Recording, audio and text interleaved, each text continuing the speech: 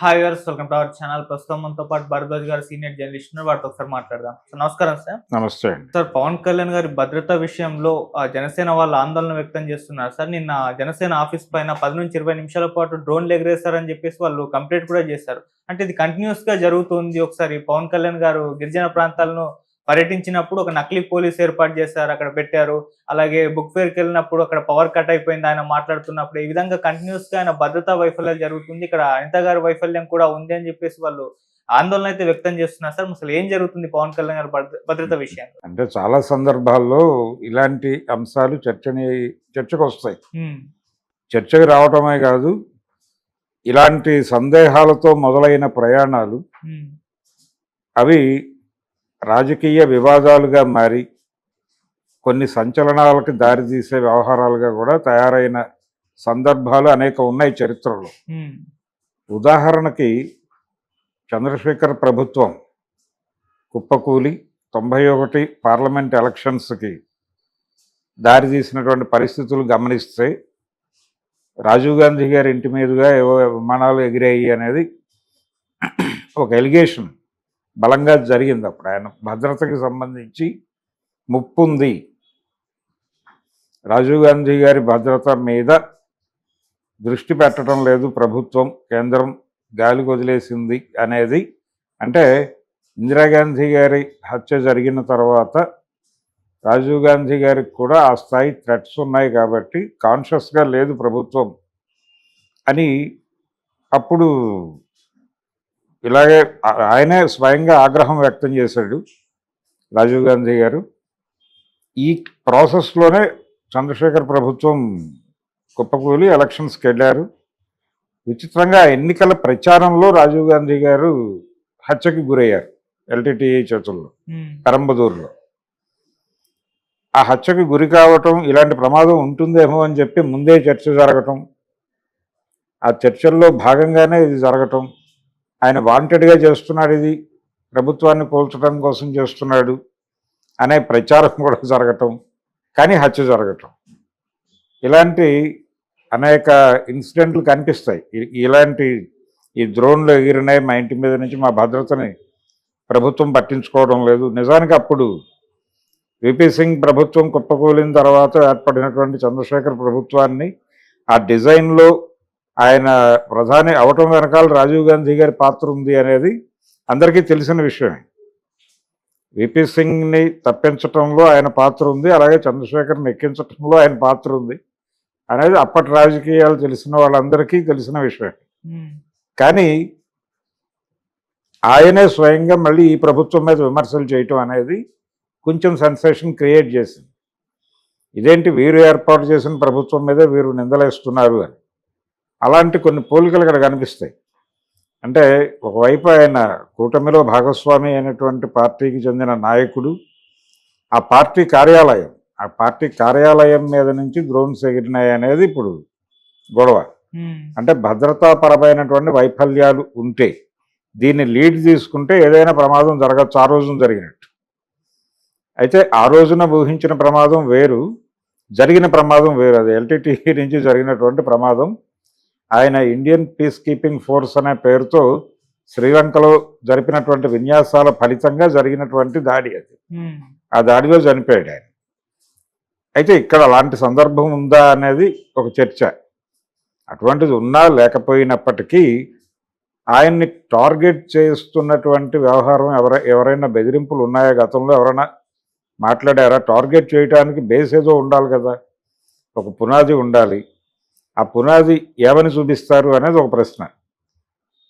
ఎవరైనా సరే, అంటే ప్రస్తుతం ఆంధ్రప్రదేశ్ రాజకీయాల్లో ఉన్నటువంటి వాతావరణంలో ఆయన్ని టార్గెట్ చేయాల్సినటువంటి అవసరం ఎవరికి ఉంటుంది అనేది ప్రశ్న.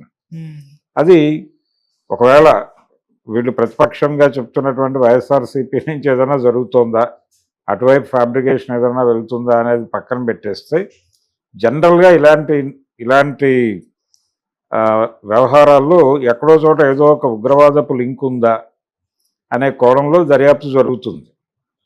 అది ఎవరైనా కావచ్చు, అంటే ఉగ్రవాదము అంటే ఏ శాఖ వైపు నుంచి అయినా కావచ్చు అనుకుంటే అలాంటి ఇంటెలిజెన్స్ నివేదికలు ఏమైనా ఉన్నాయా గతంలో?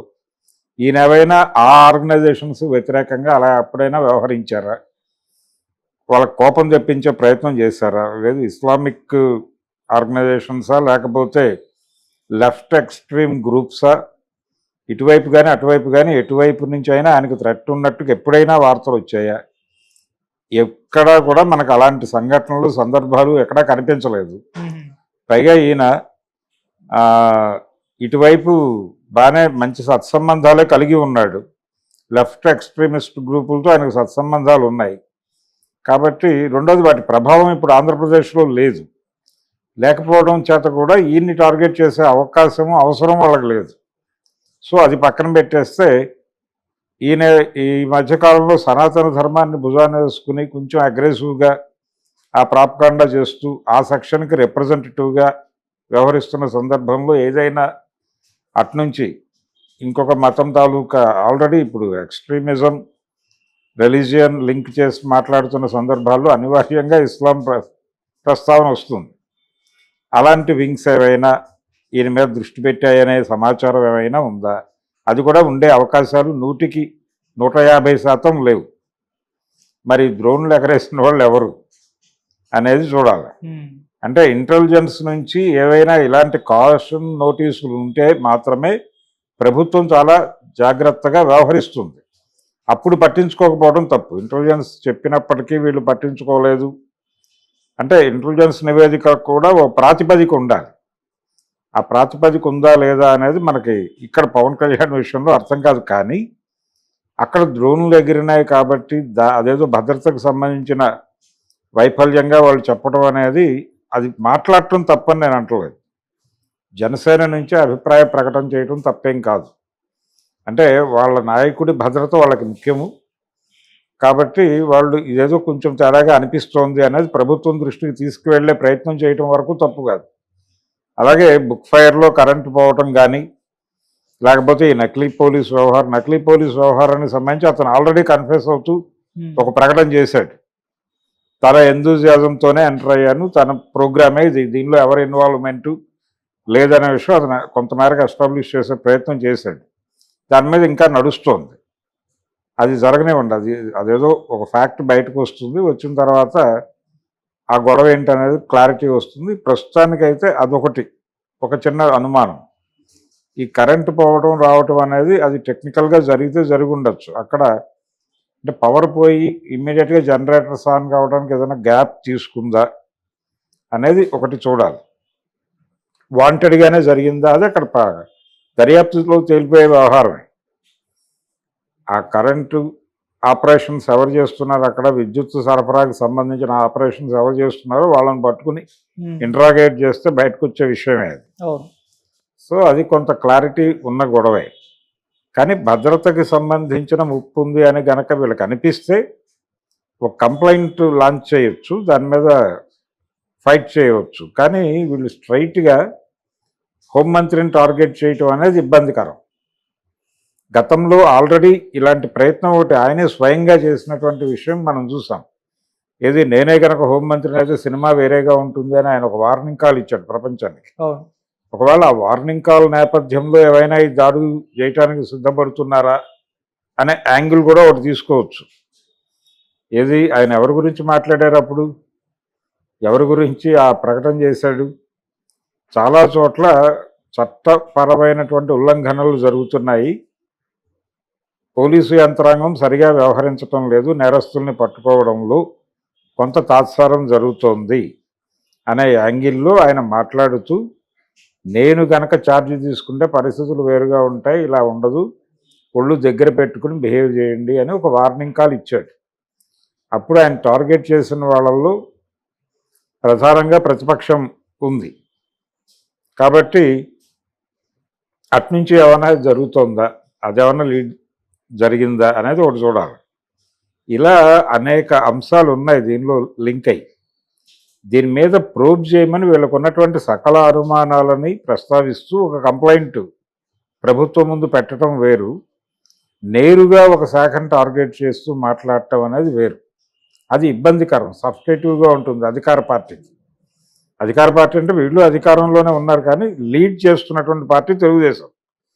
తెలుగుదేశం పార్టీ తాలూకా మంత్రి పదవి అది. అంటే ఆ పార్టీ తాలూకా మంత్రి గురించి మాట్లాడాల్సి వచ్చినప్పుడు అది ఒక ప్రాపర్ వేదిక మీద మాట్లాడాలి. నేరుగా ముఖ్యమంత్రి సమక్షంలో మాట్లాడాలి, లేదంటే కేబినెట్ సమావేశంలో కేబినెట్ దృష్టికైనా తీసుకురావాలి. కేబినెట్ దృష్టికి తీసుకురావడం కన్నా కూడా స్ట్రైట్ అవే సీఎంతో యాక్సెస్ ఉంటుంది కాబట్టి నేరుగా అక్కడ ప్రస్తావించి తేల్చేసుకుంటే సరిపోతుంది. ఇలాంటి ప్రయత్నాలు ఏవి జరగకుండా వేగ్గా ఇలాంటివి చేయటం వలన అనవసరమైనటువంటి అభిప్రాయాలు ప్రజల్లో వీళ్ళే ప్లాంట్ చేసిన వాళ్ళు అవుతారు. ఈ ప్లాంట్ చేసినటువంటి అభిప్రాయాల ప్రాతిపదికగా ఇతరులు రకరకాల కథనాలు పుట్టిస్తారు. ఆ పుట్టించే కథనాలు కూటమిలో ముసలము, ఇక విడిపోతున్నారు, పవన్ కళ్యాణ్ రేపు ఎల్లుండో గుడ్ బై చెప్పబోతున్నాడు టైప్ వార్తలు స్ప్రెడ్ అవుతాయి. మీరెందుకు అలాంటి వార్తలు స్ప్రెడ్ చేయడానికి అవకాశం ఇవ్వాలా? అందుకని మీరు ఆరోపణ చేసేటప్పుడు జరిగిన విషయం స్పష్టం. డ్రోన్లో ఎగిరిన మాట వాస్తవం, అక్కడ ఆయన కనిపించిన మాట వాస్తవం, ఎవరు నకిలీ పోలీసు, ఇవన్నీ ఫ్యాక్చువల్గా కనిపిస్తున్న విజిబుల్గా ఉన్నవే కాబట్టి వీటి ఆధారంగా మీరు ఒక కంప్లైంట్ లాంచ్ చేయవచ్చు, క్లారిటీ పొందవచ్చు, ఒక నివేదిక కోరవచ్చు. ఆ నివేదికను ప్రజల సమక్షంలో కూడా పెట్టాలి.